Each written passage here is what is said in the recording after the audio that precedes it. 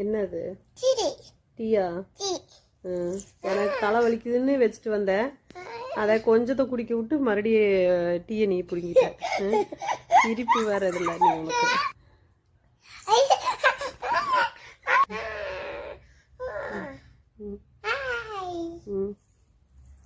உடம்பு சரியில்லை.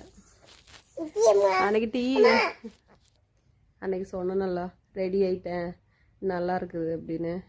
மறுபடியும் அன்னைக்கு சொல்லி சாயந்தரமே பார்த்தீங்கன்னா காய்ச்ச கூறான்னு தட்டி எடுத்துட்டு வந்துடுச்சு.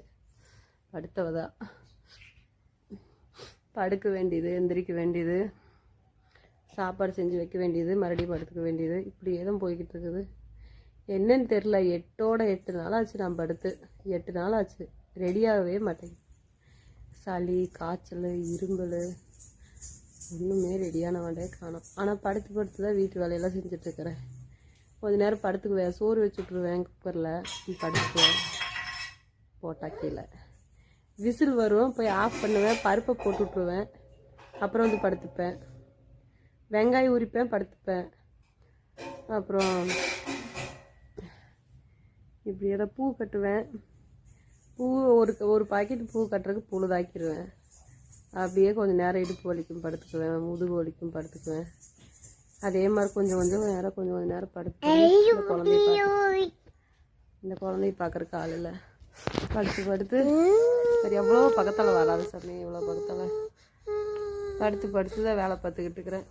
என் கஷ்டம் எனக்கு தெரியும். வாய்க்கு வந்தபடியெல்லாம் பேசிக்கிட்டு போகிறீங்க வீடியோவில்.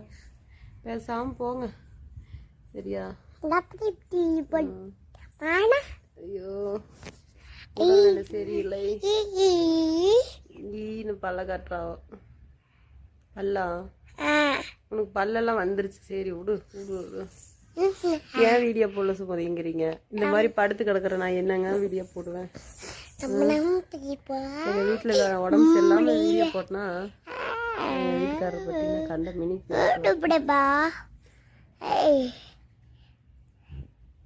என்ன சொல்றது? ஒன்றும் சொல்றதுக்குல்ல. பாய் பாய். ரெடி ஆயிட்டு அதுக்கப்புறம் வீடியோ பாய் பாய் பாய். சளி, காய்ச்சல், இரும்பல், உடல்நிலை சரியில்லாத காரணத்தினால் சுமதி ரெடி ஆனதுக்கு அப்புறம் வீடியோ போடுறேன். நண்டு